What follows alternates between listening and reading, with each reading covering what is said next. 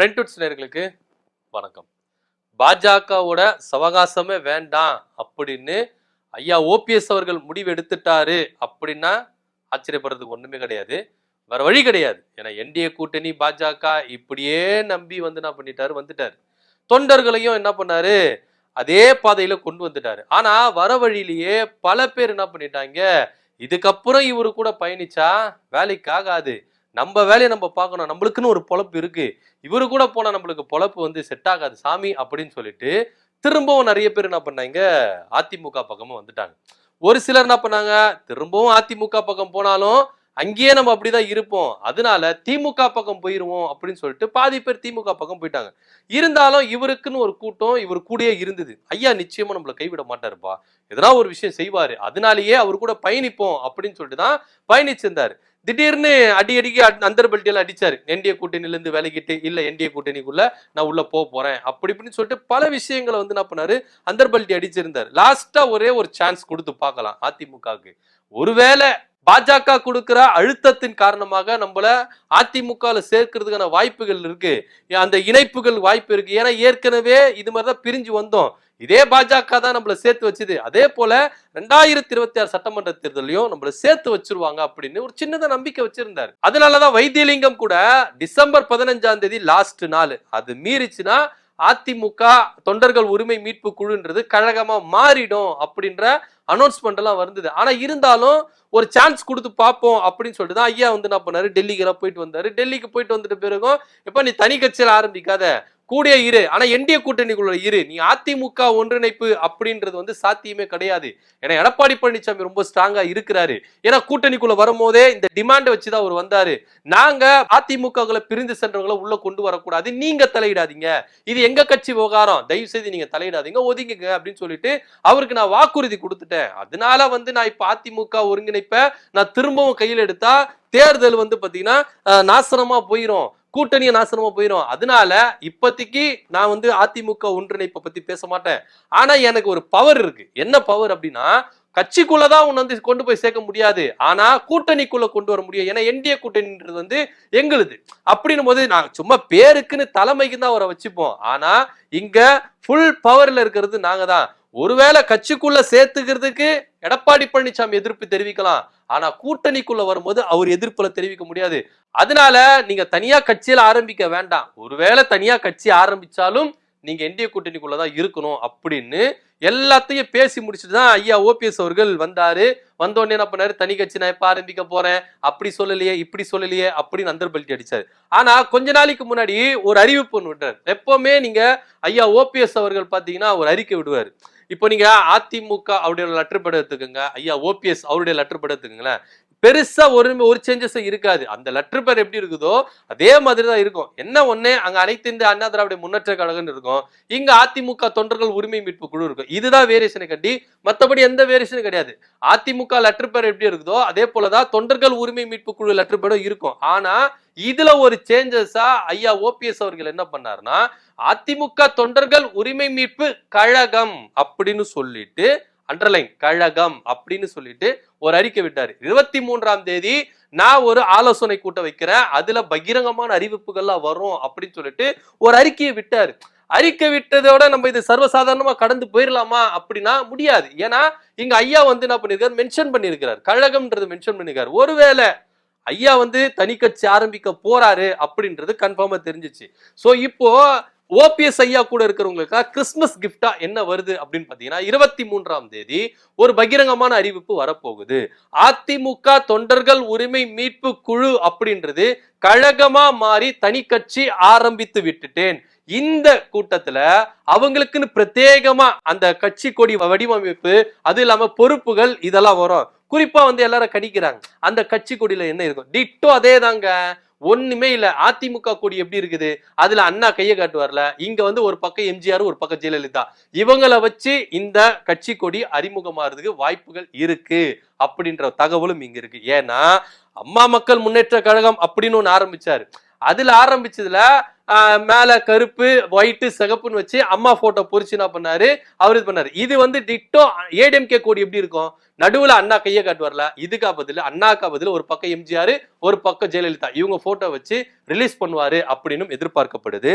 அது மாத்திரம் இல்லாம இது இப்படியே போயிட்டு இருந்தா நல்லா இருக்காது. ஏன்னா ஐயா ஓபிஎஸ் நம்பி நிறைய பேர் என்ன பண்றாங்க இருக்கிறாங்க. அதனால தேர்தல்ல நின்று நம்ம என்ன பண்ணணும், ஜெயிக்கணும் அப்படின்னா யாரு கூட கூட்டணி வைக்க முடியும்? பாஜகவை நம்பி நம்பி நம்பி ஏமாந்துதாங்க மிச்சம். இனி அவங்க சவகாசமே இருக்க கூடாது. அவங்க சவகாசத்தை கட்டுப்பணியா நிச்சயமா நீங்க எங்கேயே போயிருவீங்க. ஏன்னா உண்மையிலேயே இதே ஐயா ஓபிஎஸ் அவர்கள் தர்ம யுத்தம் ஒண்ணு ஸ்டார்ட் பண்ணார். அதாவது சசிகலா குடும்பத்தை எதிர்த்து தர்ம யுத்தம் ஸ்டார்ட் பண்ணார். அவருக்கு நல்ல வரவேற்பு கிடைச்சது.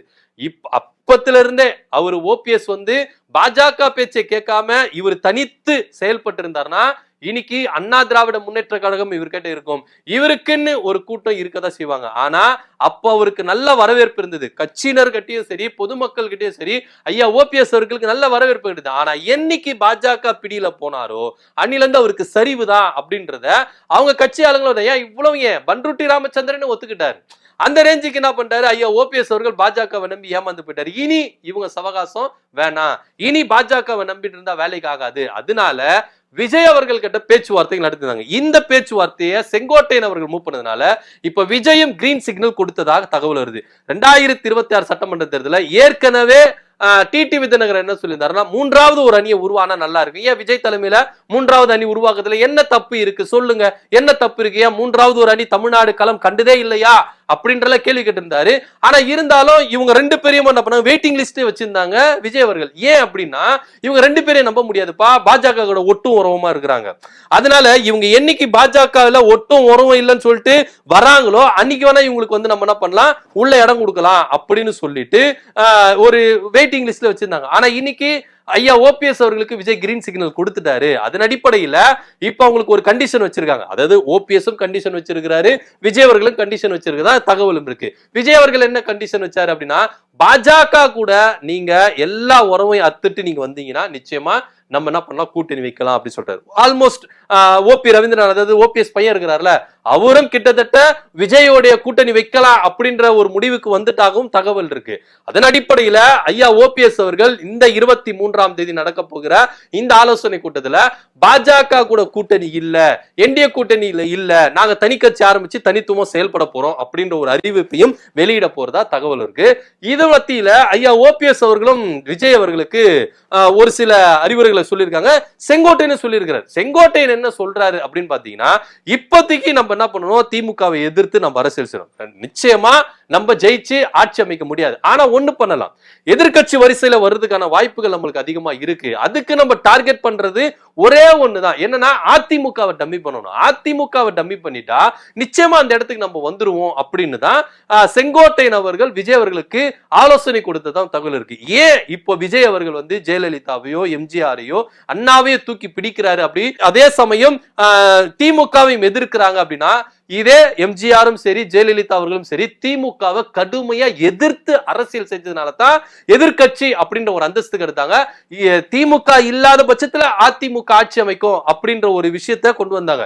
இதே எம்ஜிஆர் அவர்கள் தீய சக்தின்னு சொன்னாரு, அதே பாணியில தான் ஜெயலலிதா அவர்களும் திமுக தீய சக்தினாங்க. இப்போ அதே பாணியில விஜய் அவர்களும் திமுக ஒரு தீய சக்தி, ஓ எம்ஜிஆர் ஜெயலலிதா விஜய் அந்த ஒரு பேட்டர்னுக்கு வராரு, அந்த ஒரு ஃபார்மேட்டுக்கு விஜய் அவர்களை கொண்டு வரணும் அப்படின்னு சொல்லிட்டு பின்னாடி இருந்து செங்கோட்டையன் அவர்கள் இந்த வேலைகள்லாம் செஞ்சுட்டு வராரு. ஆக மொத்த அதிமுக செய்ய வேண்டியதை அதிமுக திமுக எதிர்ப்பு அதேதான். இப்ப நீங்க அதிமுக இருக்கிற அடிமட்ட தொண்டர்களை நீங்க போய் கேளுங்க, உங்கள் கட்சி எதிர்கட்சி அப்படின்னு கேட்டா அவங்க கண்மூடிதனமா திமுக அப்படின்னு தான் சொல்லுவாங்க. ஏன்னா எம்ஜிஆர் காலத்துல இருந்து அப்படியே பழகிட்டு வந்துட்டாங்க. அப்படி இருக்கும் பொழுது அதே பாணியை தான் விஜய் அவர்கள் எடுக்கிறாரு. சோ இப்ப 2வது இடத்துக்கு யார் வரணும் அப்படின்ற போட்டி தான் இருக்கு. சோ இதெல்லாம் கணக்கு வச்சுதான் செங்கோட்டையன் அவர்கள் என்ன சொல்றாருன்னா, இப்போதைக்கு நான் தான் முதலமைச்சர், என் தலைமை ஏற்றுக்கிட்டு வாங்க அப்படின்ற ஒரு கோஷத்தை நம்ம போட வேண்டாம். அப்படி நீங்க இருந்தீங்கன்னா யாருமே உங்க கூட கூட்டணி வர மாட்டாங்க. கொஞ்சம் விட்டு குத்துட்டு போங்க. இதே ஓபிஎஸ் அவர்கள் கொஞ்சம் எக்ஸ்பீரியன்ஸ் ஆளு, அவர் முதலமைச்சரா இருந்திருக்கிறார், ஜெயலலிதா காலத்துல இருந்திருக்காரு. சோ அப்படி இருக்கும்போது அவரை உள்ள கொண்டு வருவோம், உள்ள கொண்டு வந்து ஆட்சியை முதல்ல பிடிப்போம், இல்ல எதிர்க்கட்சி அந்தஸ்துல உட்காருவோம், அதுக்கப்புறம் நம்ம பேசிக்கலாம். சோ இப்போ நம்ம தலைமையை ஏத்துக்கிட்டு நான் தான் முதலமைச்சர் அதை ஏத்துக்கிட்டு யாருன்னா வாங்கினா வரமாட்டாங்க, கடை ஈ அடிக்கும் அப்படின்னு சொன்னனால விஜய் அவர்களும் கொஞ்சம் இறங்கி வந்திருக்காரு. முதல்ல கட்சிக்குள்ள வாங்கப்பா, கூட்டணிக்குள்ள வாங்க, அதுக்கப்புறம் இதெல்லாம் பேசிக்கலாம் அப்படின்னு சொல்லிட்டு அவரும் கொஞ்சம் இறங்கி வந்திருக்கதா தகவல் இருக்கு. ஆக மொத்த இங்க ஓபிஎஸ் அவர்கள் தனி கட்சி ஆரம்பிச்சு விஜய் கூட கூட்டணி வைக்க போறாரு. இதற்கு விஜய் அவர்களும் கிரீன் சிக்னல் கொடுத்ததா தகவல் இருக்கு. இதை பத்தியோட கருத்து என்ன அப்படின்றது கீழே கமெண்ட் பண்ணுங்க. நன்றி, வணக்கம்.